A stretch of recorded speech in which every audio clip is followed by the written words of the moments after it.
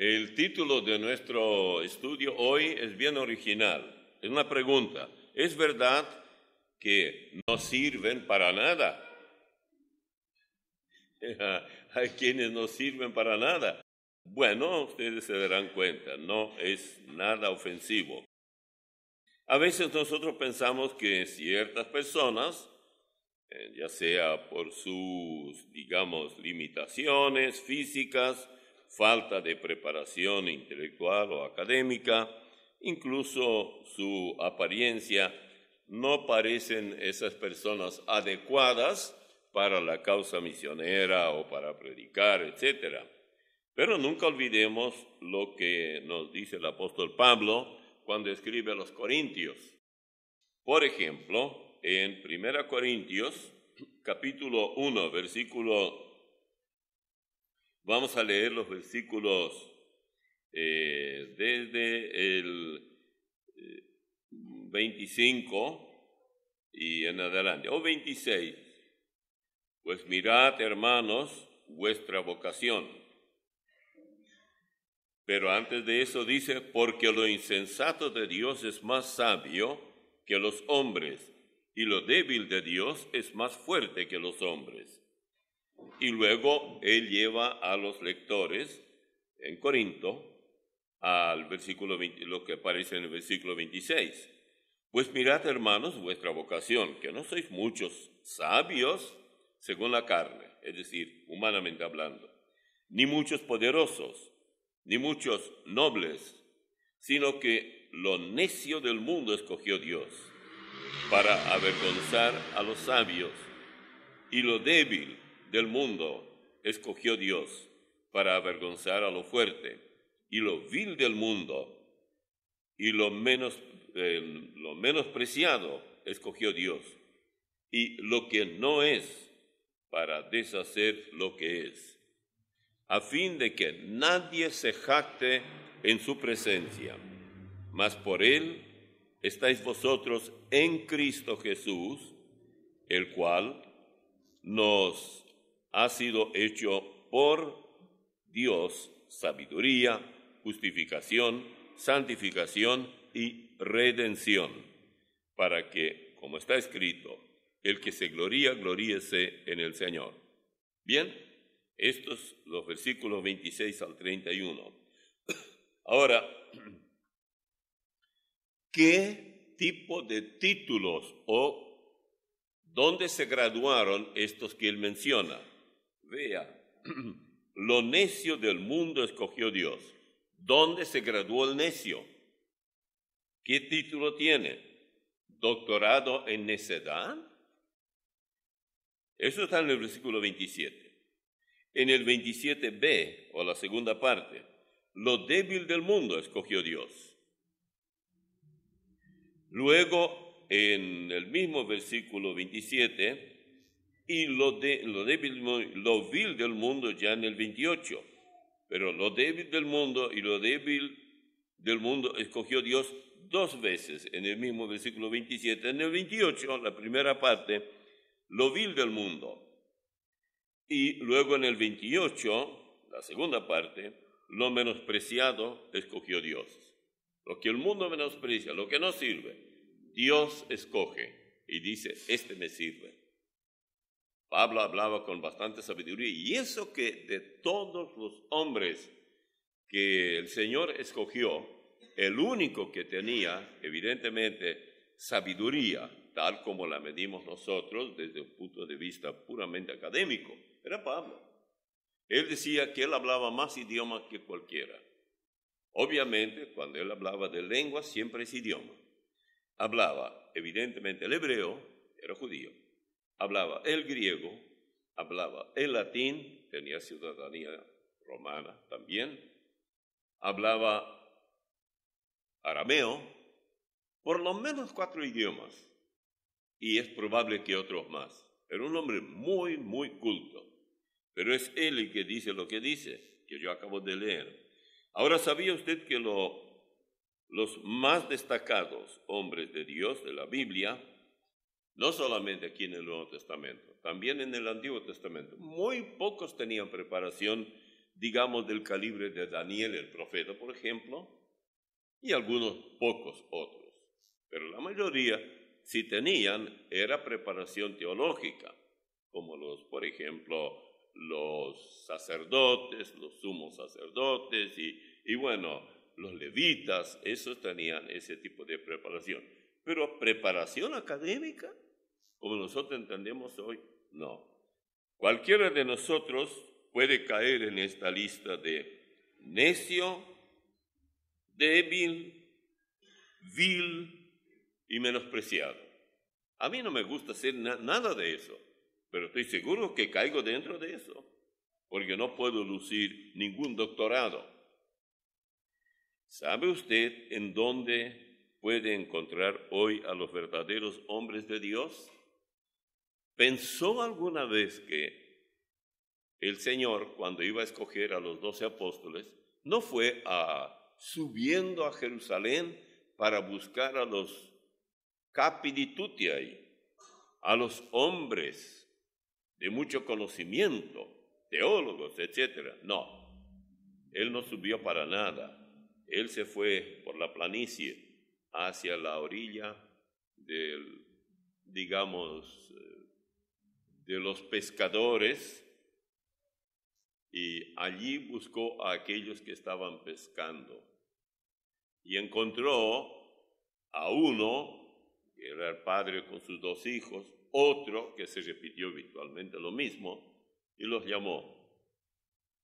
Y bueno, cuando él los llamó, uno se pregunta, ¿por qué pescadores?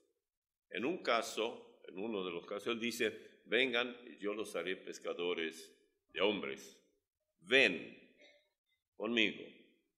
Vas a seguir siendo pescador, pero ya no de peces en el mar de Galilea, sino que yo te voy a dar otro tipo de pesca.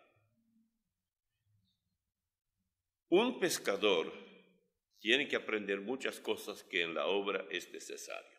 Yo les estoy hablando con cierta autoridad. Yo no me paso la vida de brazos cruzados. No estoy acostumbrado a eso. Es siempre madrugar, es siempre estar detrás de todo, es siempre ver que nada falta, es siempre prepararse todo el tiempo, por años y años, tan solo aquí en Paraguay. Yo ya estoy desde que está la radio, creo alrededor de 20 años. Yo ni cuento ya porque se me van los años. No me importa mucho, no me estoy quejando. Estoy diciendo que sé lo que es el sacrificio y no me quejo. Doy gracias a Dios que puedo hacerlo. El pescador generalmente pescaba por la noche, mejor, o sacaba mejor provecho. En segundo lugar, tenía que ir a lugares, alejarse mucho de la costa e ir a lugares donde hay buena pesca. ¿Para qué voy a pescar donde no hay? Yo dejé el lugar donde era muy lindo, por ejemplo, la bahía de San Francisco, toda esa zona. Es un lujo. Usted puede ir a algunos lugares no muy lejanos de ahí y pasarse un fin de semana, pero como un gran tipo, sin que le cueste mucho, en su propio vehículo, etc. Pero ese no era a lo que el Señor me llamó. A algunos tal vez se llama para que sean, se pasen la vida cómoda. A mí no. Y entonces Él es el que prepara. Los pescadores son pescadores porque ellos deciden ser pescadores. Podrían haber sido carpinteros, herreros, agricultores, muchas de esas cosas. Allí también a veces hay que trabajar mucho, etc. Pero la pesca es un trabajo muy pesado y no para todos. Y el Señor llamó. ¿Por qué? ¿Por qué? Bueno, porque el trabajo en la causa del Señor es muy exigente físicamente. No hablemos ya de la parte intelectual, eso se aprende. Si no te enseñaron en alguna institución o algo así, el diario andar te va a enseñar. No te preocupes por eso. Y es mucho mejor que no hayas aprendido mucho, porque lo que vas a hacer, allí es donde vas a aprender. Es difícil, pero es muy seguro el aprendizaje. Mucha teoría en las escuelas y todo lo demás, pero poco y nada de práctica. Este es el trabajo de un pescador. Bien, de aquí vamos ahora al Antiguo Testamento. Vamos a ver un ejemplo muy llamativo. Segundo libro de Reyes. Y vamos a ver aquí en el capítulo 6.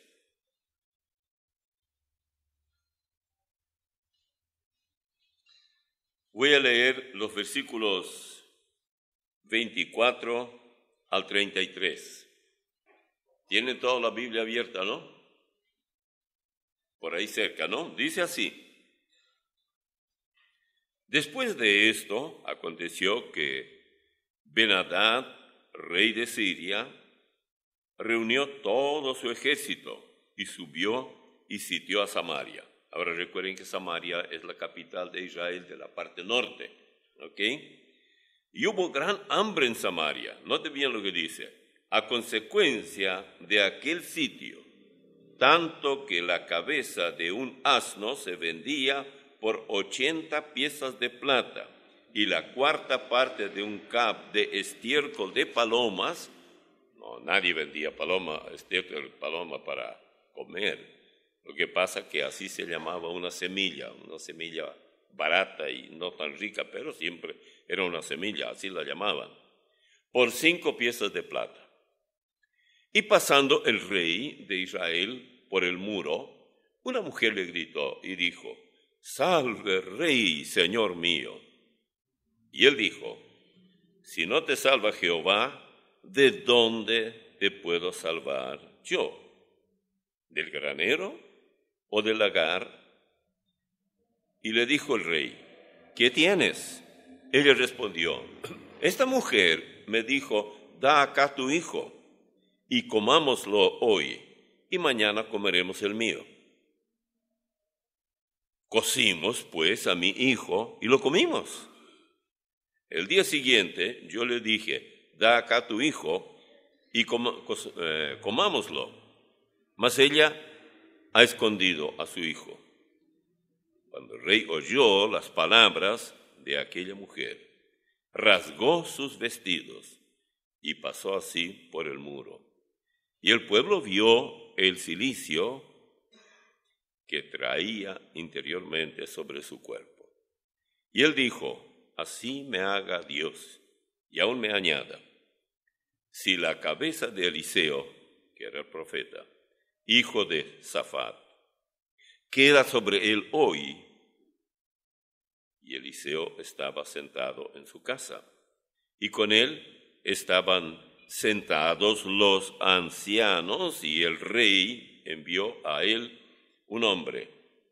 Mas antes que el mensajero viniese a él, dijo él a los ancianos, ¿no habéis visto cómo este hijo de homicida, habla del rey, envía a cortarme la cabeza?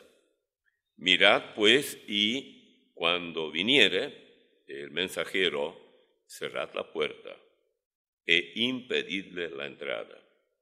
¿No se oye tras él el ruido de los pasos de su amo? Aún estaba él hablando con ellos, y he aquí el mensajero que descendía a él. Dijo, ciertamente este mal de Jehová viene. ¿Para qué he de esperar más a Jehová? Esto hasta el versículo 33 del segundo libro de Reyes 6 en adelante. Para quienes somos padres, esta parece increíble, esta historia, porque no se trata de nada para una película, un guión o algo así, no. Era tal el hambre que 2 mujeres, cada una tenía su bebé. Como ya era tan desesperante el hambre, decidieron cada una hacer la carnicería con el bebé y cocerlo en una cacerola y comer. Comieron una pero la otra no quiso. Se ve que vio todo lo que pasó con el bebé de su compañera y no quería que con su bebé sucediera lo mismo. Es una desesperación que no tiene explicación, pero es parte de la historia que se registra en la Biblia. Pero oiga lo que pasó después. Veamos la veracidad de las palabras de un verdadero hombre de Dios. Aquí está Eliseo. Bueno, voy a leer ahora en el capítulo 7, versículos 1 y 2. Dijo entonces Eliseo: oíd palabra de Jehová. Así dijo Jehová: mañana a estas horas valdrá el seah de flor de harina un siclo, y 2 seahs de cebada un siclo, a la puerta de Samaria. Y un príncipe sobre cuyo brazo el rey se apoyaba, respondió al varón de Dios y dijo: si Jehová hiciese ahora ventanas en el cielo, ¿sería esto así? Y él, el profeta, dijo: he aquí tú lo verás con tus ojos, mas no comerás de ello. Cuesta mucho la incredulidad cuando habla un hombre de Dios.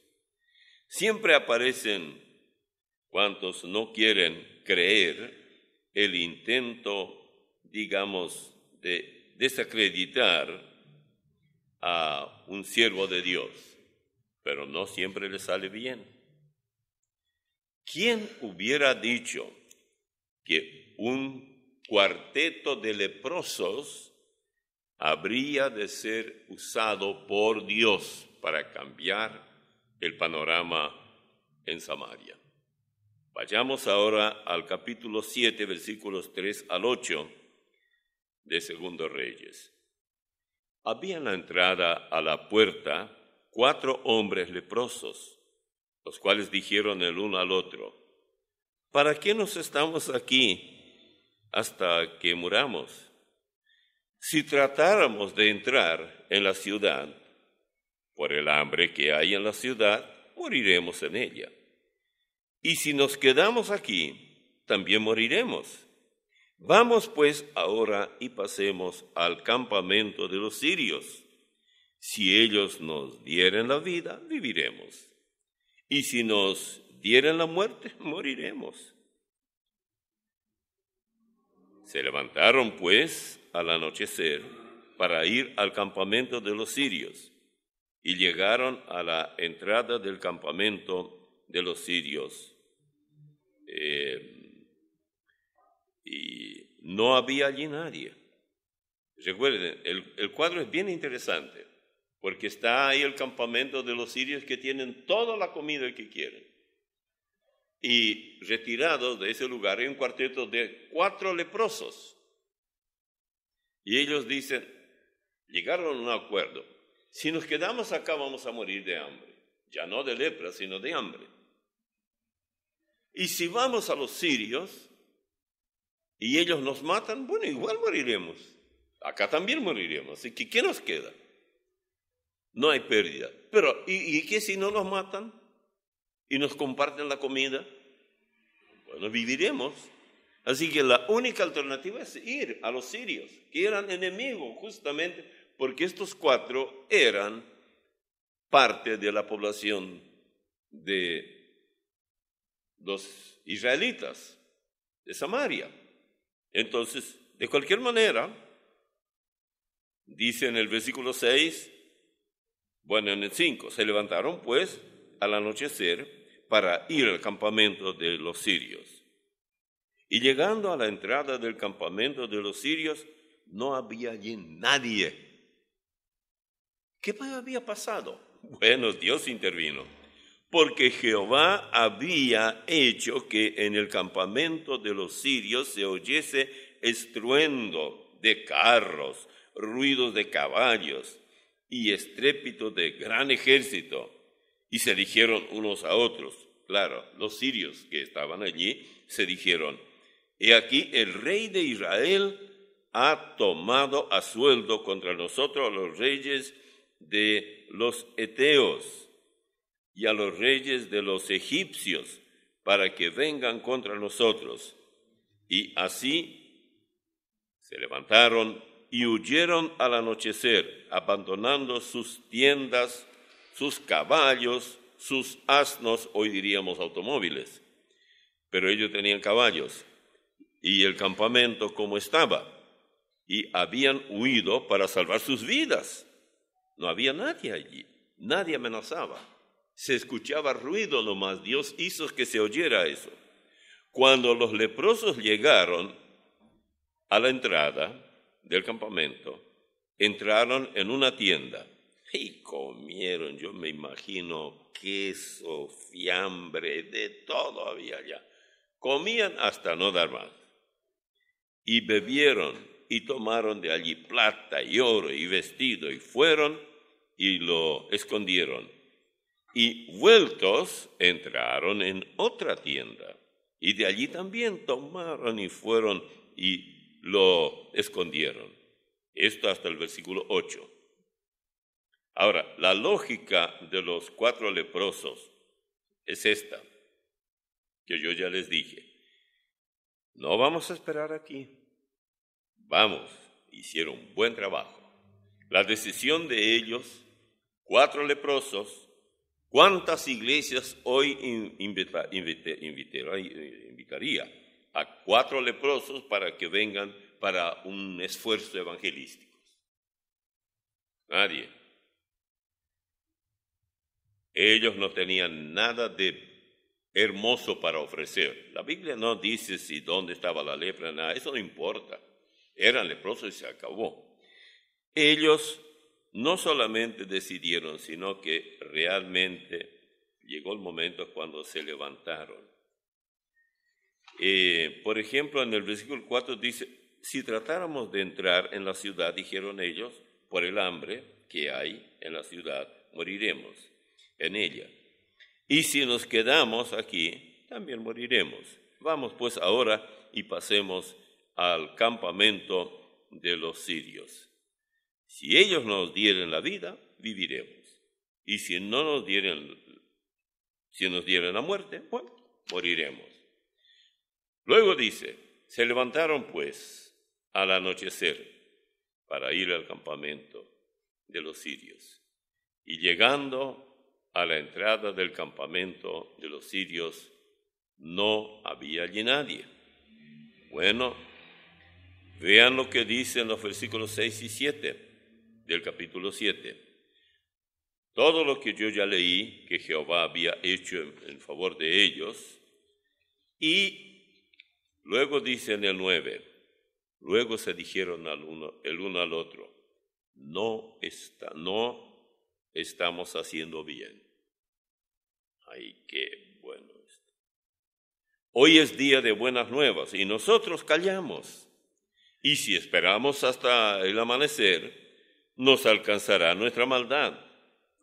Vamos pues ahora, entremos y demos las nuevas en la casa del rey. Desde allí, claro, la noticia correría. Pero la actitud de ellos de llegar a la conclusión, después de comer y todo, y en lugar de guardar eso para que nadie sepa, ellos se dijeron, comer nosotros, guardar para nosotros, eso significa que no estamos haciendo bien. Lo que yo leí recién está en segundo libro de Reyes 7:9. No estamos haciendo bien.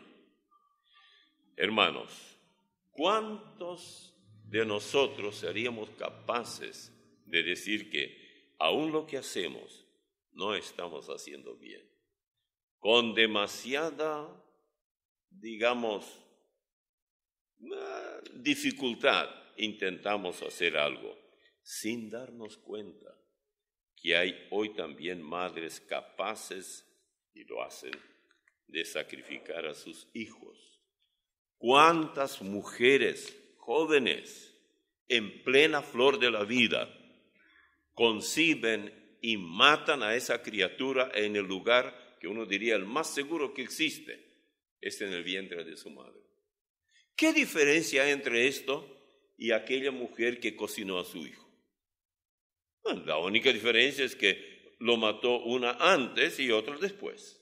Es la única diferencia. Y luego tiran en la basura a que ellas comieron. La otra diferencia. Pero dejemos esto por un lado, en la parte material. Hablemos de lo espiritual.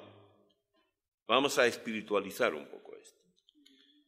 La lepra demasiado tiene de parecido al pecado. Todos aquellos que sirven al Señor de todo corazón son o somos leprosos en el sentido espiritual. Sí, Él nos perdonó y todo, pero díganme, ¿seguimos siendo pecadores o no? ¿Sí o no? Sí, somos pecadores. Pero siendo lo que somos, ha llegado el momento cuando tendríamos que decir, no estamos haciendo bien. Hay mucha necesidad. Hay mucha gente que nos necesita. Miren, el otro día llamó a alguien que yo ya no recuerdo la ciudad. Hay tantos lugares de donde llaman. Manden programas. Mándenme uno de media hora. Nosotros pagamos aquí. Yo les voy a mandar. Ya se arregló para mandar, Dios mediante, cuanto antes.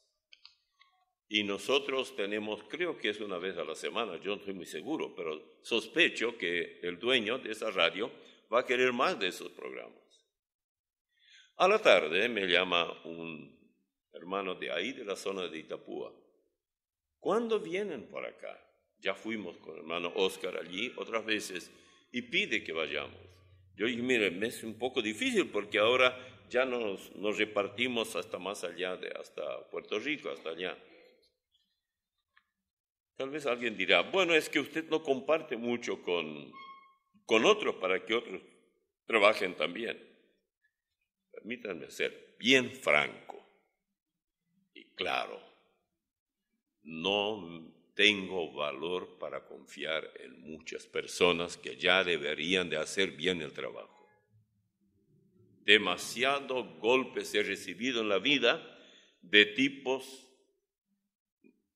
golpes de los espirituales, donde a la persona uno confía tanto y luego resulta un fiasco total. Así que uno diría, bueno, voy a mandar a tal hermano. ¿Qué sé yo con qué vendrá ese hermano? ¿Qué hará ese hermano? Mucho daño se ha hecho. Y usted dirá, bueno, ¿cuál? Y yo no vine aquí para hablar de eso, esos detalles. Solamente les estoy dando esto y esto el Señor lo sabe muy bien. Por eso admiro a este cuarteto de leprosos. Nosotros tampoco tenemos muchos títulos que exhibir. ¿Para qué lo queremos? Para ser leprosos y llevar lo que no es de uno, lo que uno encuentra. El Evangelio nosotros no lo produjimos. El Evangelio es dádiva divina y así es como Él hizo también allí. Él permitió que se produjera ese ruido y todas esas cosas que experimentaron estos 4 leprosos. Ellos no hicieron nada para conseguirlo, no pagaron nada, ellos simplemente encontraron. Y se dieron cuenta que tenían que dar la voz en la ciudad para que otros aprovechen. Notemos cuál fue la respuesta del rey. Muy interesante. Claro, hoy ellos irían a una radio, un canal de televisión o algo así, pero entonces el único que podía dar la voz y hacer sonar la buena noticia era el rey a través de su gente que él tenía. Veamos los versículos 12 al 15 del segundo libro de Reyes 7. Y se levantó el rey de noche y dijo a sus siervos, yo os declararé lo que han hecho estos sirios. Ellos saben que tenemos hambre y han salido de las tiendas y se han escondido en el campo diciendo, Cuando hayan salido de la ciudad, los tomaremos vivos y entraremos en la ciudad. Entonces respondió uno de sus siervos y dijo: tomen ahora 5 de los caballos que han quedado en la ciudad, porque los que quedan acá también perecerán como toda la multitud de Israel que ya ha perecido. Y enviemos y veamos qué hay. Tomaron pues los caballos de un carro y envió el rey al campamento de los sirios diciendo: id y ved. Y ellos fueron y los siguieron hasta el Jordán. Y aquí que todo el camino estaba lleno de vestidos y enseres que los sirios habían arrojado por la premura. Y volvieron los mensajeros y lo hicieron saber al rey. El rey enseguida buscó el aspecto negativo. Yo sé lo que hicieron. Lo que hicieron estos sirios es que ellos salieron de la ciudad y guau, diríamos en guaraní, que yo sé guaraní, huyeron. Y es para hacerles una emboscada. Entonces, entran los hambrientos de Samaria, y una vez que entran, allí los rodeamos y ahí estamos. No fue eso. Cuando los que fueron a ver qué pasaba, encontraron por todas partes ropas y prendas de todo tipo, de todo había. Era toda la prueba que uno puede pensar de lo que había pasado, y era exactamente eso lo que pasó. Bueno, el rey salió de la cama, entonces habló con sus oficiales, pretendiendo saber lo que estaba pasando, pero definitivamente poco y nada sabían. Ahora, recuerda a ese caballero que no creyó cuando yo leí la parte mucho antes, casi al principio, sobre ese que decía que no, aunque se abra el cielo y no habrá tal cosa, cuando él dijo cuánto costarían las cosas mañana a esta hora. Fíjense lo que dice, cómo se cumplieron las palabras del profeta. En segundo libro de Reyes 7, 2 y 18, dice en el 2: y un príncipe sobre cuyo brazo el rey se apoyaba respondió al varón de Dios y dijo: si Jehová hiciese ahora ventanas en el cielo, ¿sería esto así? Y él dijo: he aquí tú lo verás con tus ojos, mas no comerás de ello. Ahora vean qué pasó. Versículo 18: aconteció pues de la manera que el varón de Dios había hablado al rey, diciendo: 2 seas de cebada por un siclo, y el sea de flor de harina será vendido por un siclo mañana, y el sea y a estas horas a la puerta de Samaria. Ahora, con cuánta exactitud se cumplió toda la profecía del profeta auténtico, porque Eliseo no estaba adivinando, ni era de los carismáticos de ahora, ni gitano, ni nada de eso, que abundan hoy por todas partes y que todos profetizan. Mi respuesta es, para que no crean que no sirven para nada. No estamos haciendo bien. Lo dijeron estos al unísono. O tuvieron a un líder, el cual les hizo ver que el proceder así no era correcto. La gente tan hambrienta ya sacrificaban, como hemos visto, a uno de sus propios hijos, lo que nunca antes había ocurrido. Ahora, con frecuencia nosotros tampoco estamos haciendo bien. No estamos haciendo bien cuando no compartimos el Evangelio. De antemano decimos como aquel oficial, no, aquel oficial cayó muerto al día siguiente porque tal era el atropello de la gente que iba en busca de alimento, en esa desesperación, que él cayó y lo pisaron tanto que lo mataron. Pero ya el profeta el día anterior sabía que eso va a pasar. Tampoco estamos haciendo bien cuando en lugar de armonía causamos disonancia. ¿Cuántos de nosotros podemos decir, lo que yo estoy haciendo, lo estoy haciendo bien? Yo tengo tal o cual cargo y a la hora, cada domingo yo estoy. Y si no voy a estar por razones de fuerza mayor, enfermo o tengo que ausentarme o mi familia está enferma, algo así, yo llamo de antemano y arreglo para que mi reemplazante tome mi lugar. Hay tantos chicos que necesitan enseñanza bíblica. Yo he aceptado ese cargo y si yo he aceptado, yo tengo que cumplirlo. Si no lo hago, ni aparezco y no le aviso a la persona a quien debo avisar, no estoy haciendo bien. Qué bueno sería que esto se quedara grabado.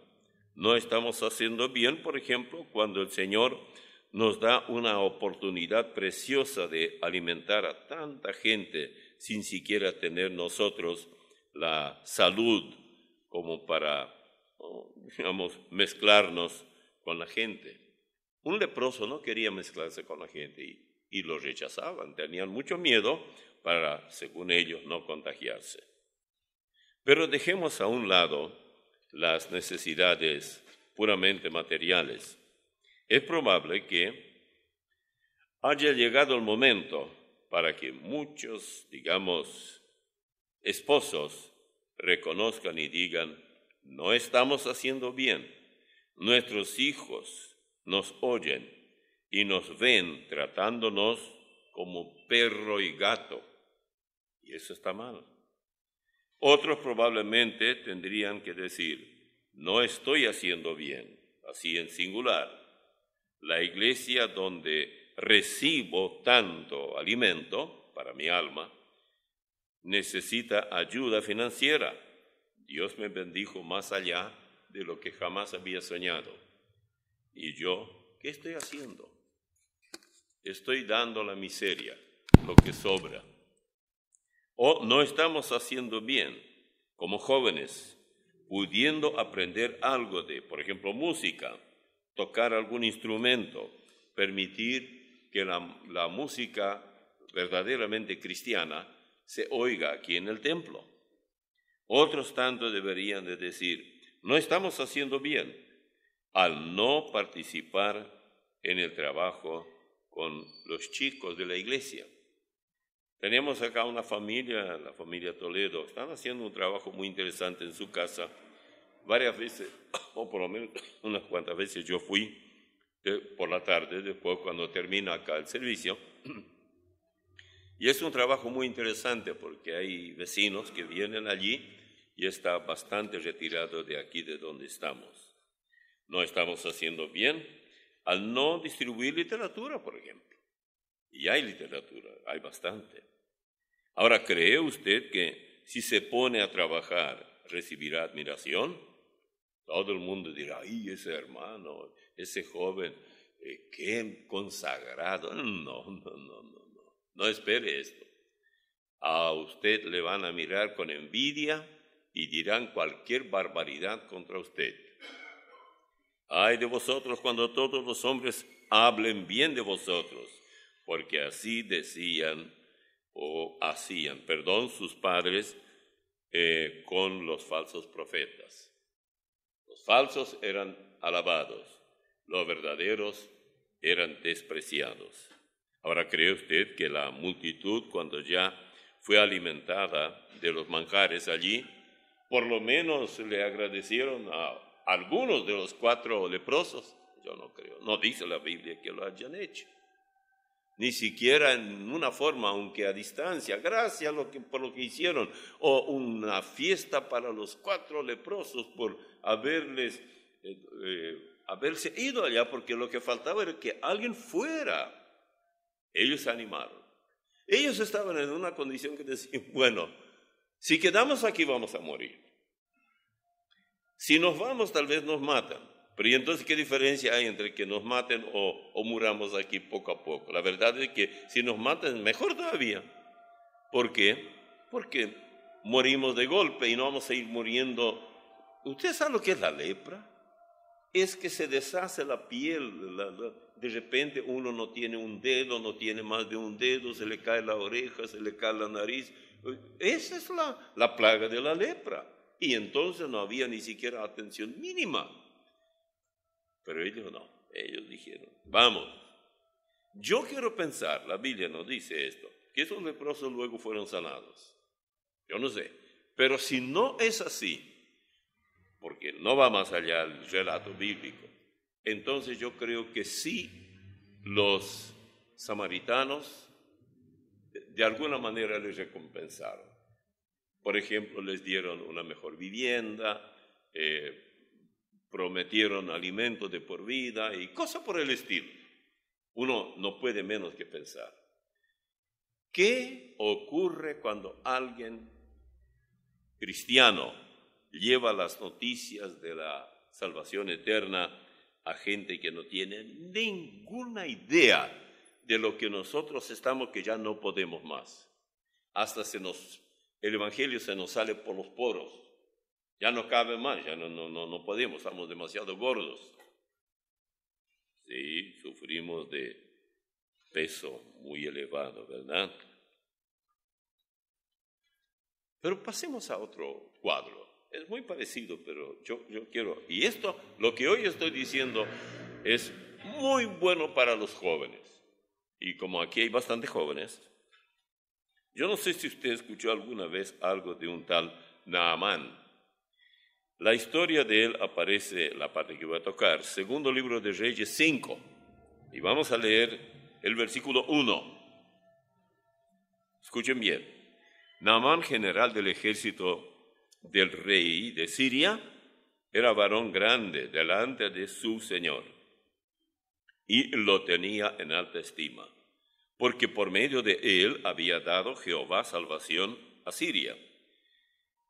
Ese hombre, o era este hombre, valeroso en extremo, pero leproso, general y leproso, toda una figura nacional en Siria. Él había sido el padre de la patria. Este era varón grande delante de su señor, que era el rey, el señor de él.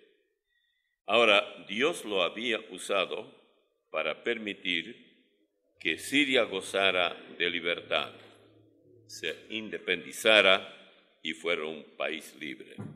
Pero Naamán sufría de este daño, de esta enfermedad horrible que es la lepra, y de nada le servían sus condecoraciones, que no le faltaban, sus muchas victorias, para que Siria gozara de libertad, mientras la lepra era la preocupación tanto, digamos, del enfermo como del resto del pueblo. Aquí tenemos la descripción de un personaje nacional de Siria, pero al mismo tiempo, repito, agrega que era leproso. Ahora, la oportunidad de ser útil más allá de lo que jamás había soñado, dependía de una joven. Una joven finalmente llegó a ser empleada de la señora, la esposa de Naamán. Escuchen lo que dicen los versículos 2 al 6 del capítulo 5 del segundo libro de Reyes. Segundo Reyes, 2 al 6. Y de Siria habían salido bandas armadas, de esas, ¿cómo le llaman? Caballo loco. Y habían llevado cautiva de la tierra de Israel a una muchacha, la cual servía a la mujer de Naamán. Esta dijo a su señora, yo me imagino cuando leo esto que esta chica tal vez tenía 17, 18 años, tal vez, o incluso menos. Escuchaba que todo el mundo hablaba de Naamán, pues Naamán tenía que estar aparte. Bueno, que no tenía cura, que la lepra y esto. Pero ella había sido raptada, literalmente hablando, y llevada a Siria. Y allá probablemente los muchachos la vendieron, no muchachos. La raptaron y la llevaron y tal vez la vendieron a la esposa de Naamán. Y entonces un día, aquí está el mensaje, el sermón de ella. Todavía las chicas a veces preguntan, ¿yo puedo predicar? Sí, ahí está. Si rogase mi Señor, versículo 3, si rogase mi Señor al profeta que está en Samaria, él lo sanaría de su lepra. Ella estaba tan segura de lo que decía, que cuando nosotros hablamos a una persona, a un pecador, y decimos, si tú te entregas a Cristo tendrás vida eterna. ¿Hay duda? ¿Tenemos duda nosotros? No. Pero tal vez dudaríamos en cuanto a la forma que ella habló. Pero está bien porque aquí el profeta Eliseo es la semblanza de Cristo. Hoy hablaríamos así de él. Versículo 4. Entrando Naamán a su señor, o sea, al rey, le relató diciendo, así y así ha dicho una muchacha que es de la tierra de Israel. Y le dijo el rey de Siria, anda, ve y yo enviaré cartas al rey de Israel. ¿Notan la diferencia? ¿Quién le habló del rey? La chica habló del profeta. Y entre profeta y rey hay una abismal diferencia. Pero como jerarquía, el rey estaba muy por encima. Versículo sigue en el mismo versículo 5. Salió pues él llevando consigo 10 talentos de plata, 6,000 piezas de oro y 10 mudas de vestidos. Y tomó también cartas para el rey de Israel, que decían así, eso para el rey de Israel, no era para el profeta. Cuando lleguen a ti estas cartas, sabe por ellas que yo envío a ti mi siervo Naamán para que lo sanes de su lepra. Hasta aquí hasta el versículo 6, 2 al 6 del capítulo 5, segundo libro de Reyes. Ahora, Naamán se presentó ante el rey. ¿Y qué pasó allí? Ay. Notemos lo que en esa carta se decía. Si rogase mi señor, no, mejor dicho la chica, lo que digo, si rogase mi señor al profeta en Samaria, él lo sanaría de su lepra. Yo conté, hay en total 15 palabras del sermón de la chica. Yo soy muy largo en predicar si comparo con lo de ella. Bueno, ella podía darse ese lujo, porque eso era todo lo que ella pudo decir. 15 palabras, no más que suficiente. Ahora, ¿cómo sabía ella que el profeta lo sanaría? Ella no dijo, el profeta podría sanarlo si él tiene suficiente fe. ¿Qué sabía Naamán de fe? Nada.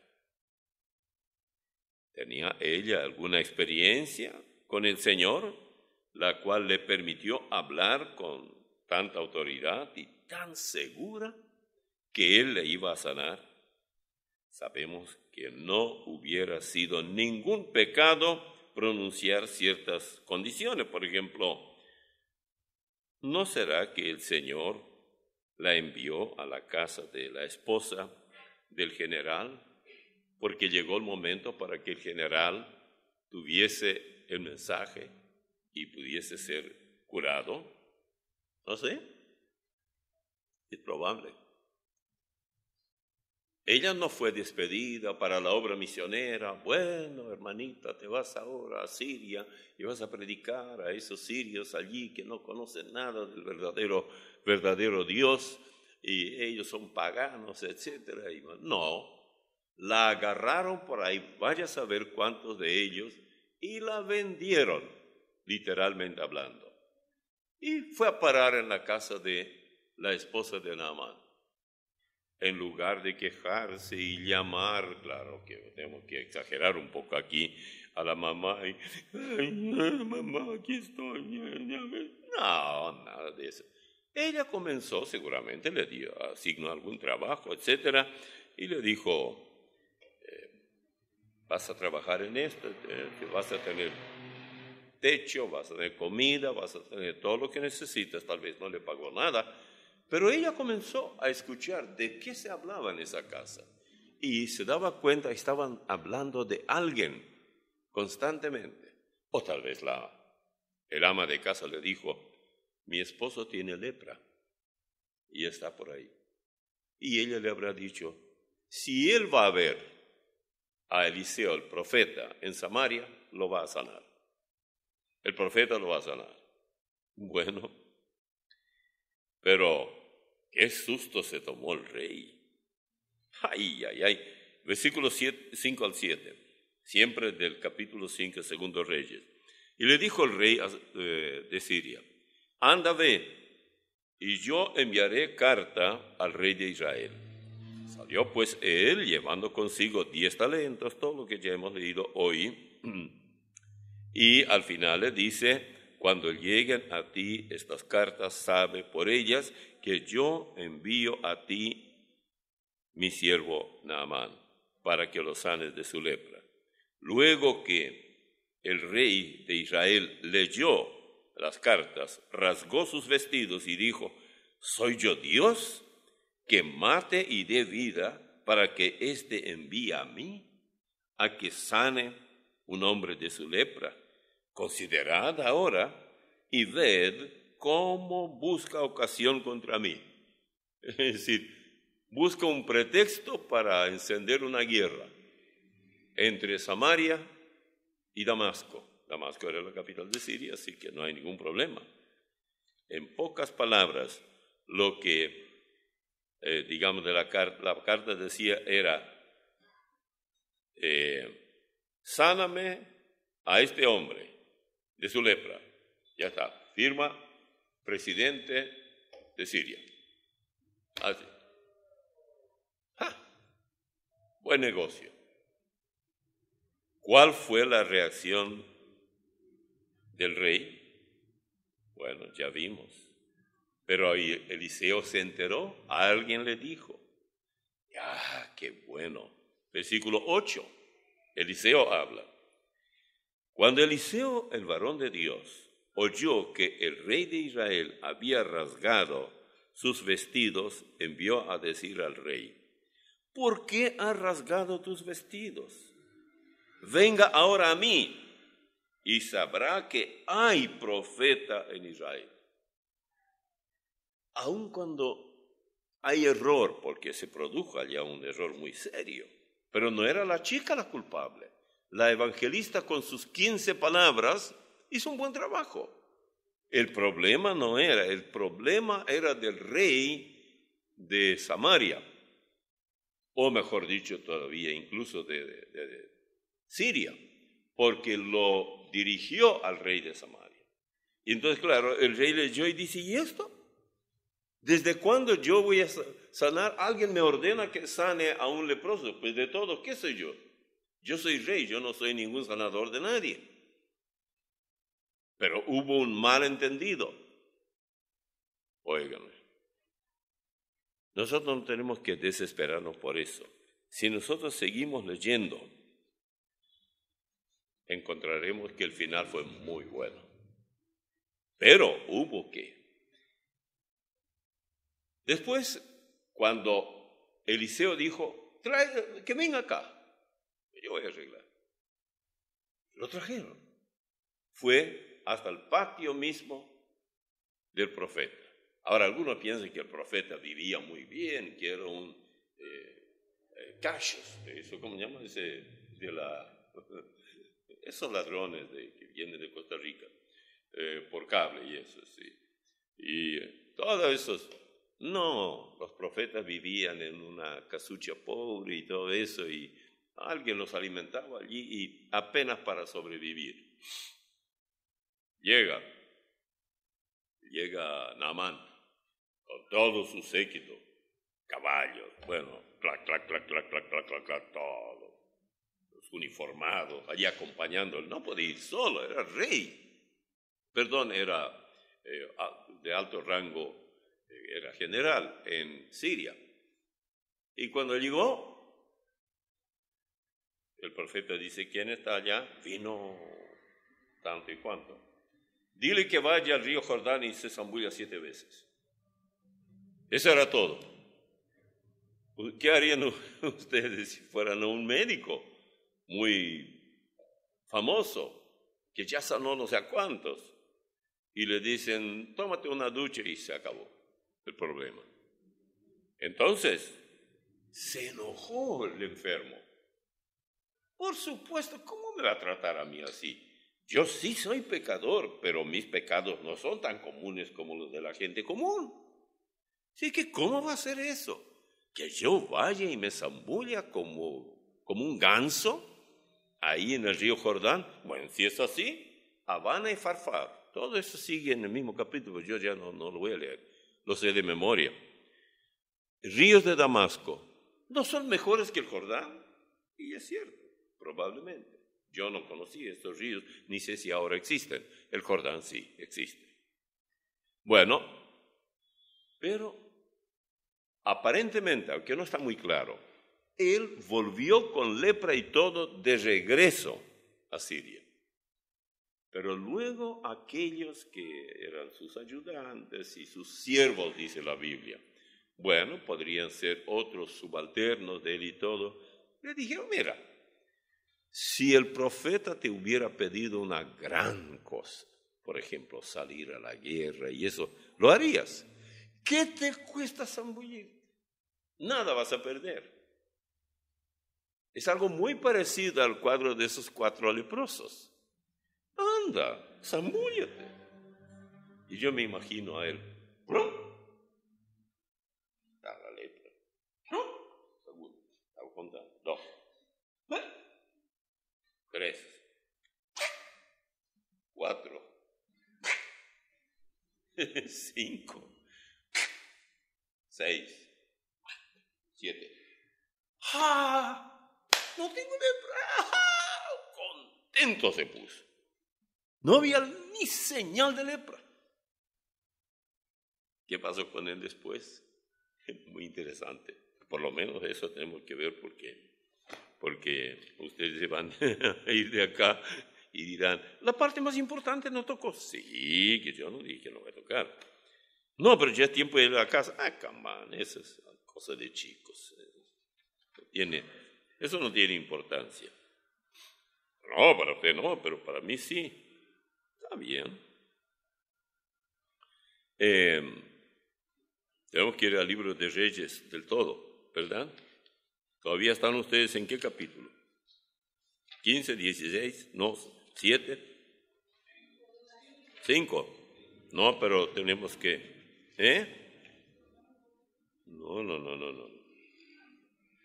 Están equivocados. Sí, teníamos... vamos a ver rapidito, un poco. En el versículo 7 está toda la parte de los leprosos y todo esto. Y en el...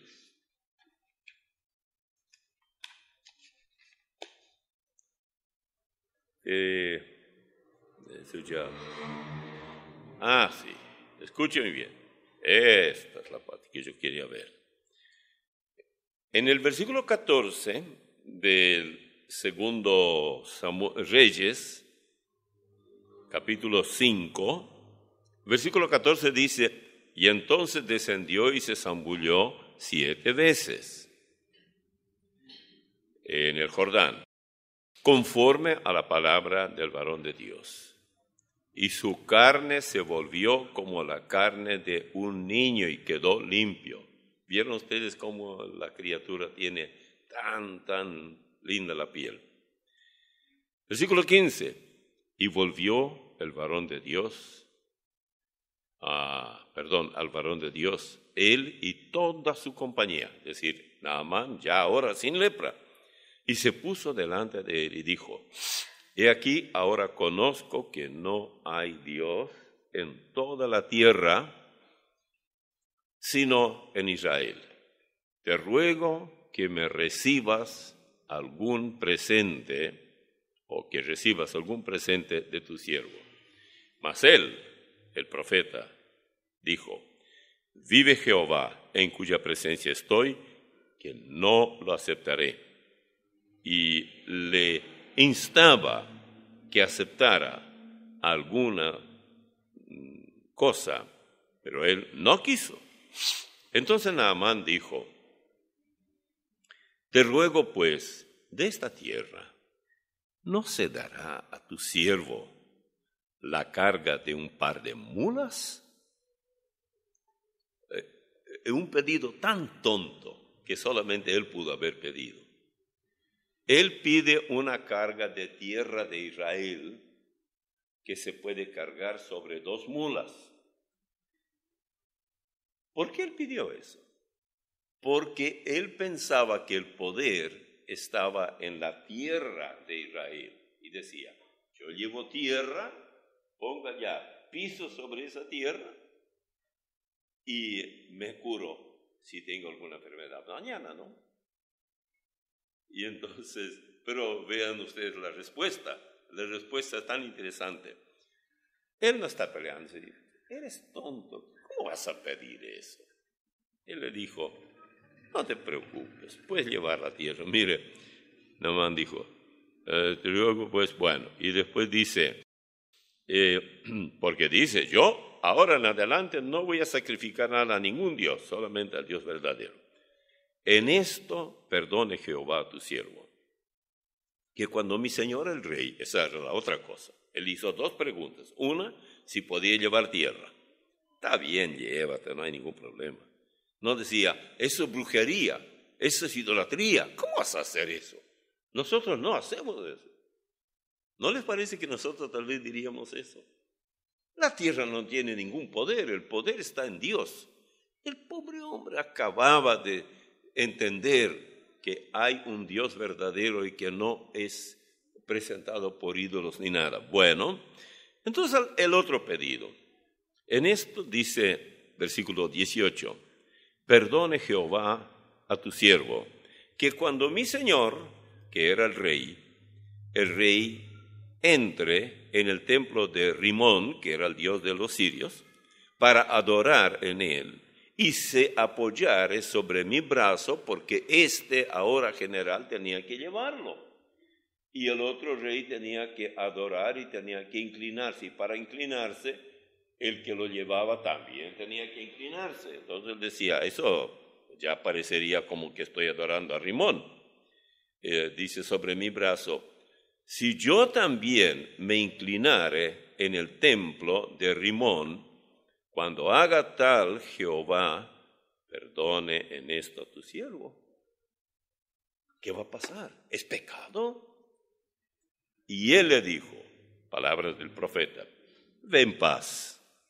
Se fue pues y caminó como media legua de tierra, y ahí fue. Pero tanta enseñanza, yo digo, y nosotros a veces tan poca importancia damos a tantas oportunidades que tenemos. Quiera Dios que tomemos de todo esto lo que realmente es para nosotros, aunque olvidemos el resto, pero que recordemos lo que sí nos corresponde.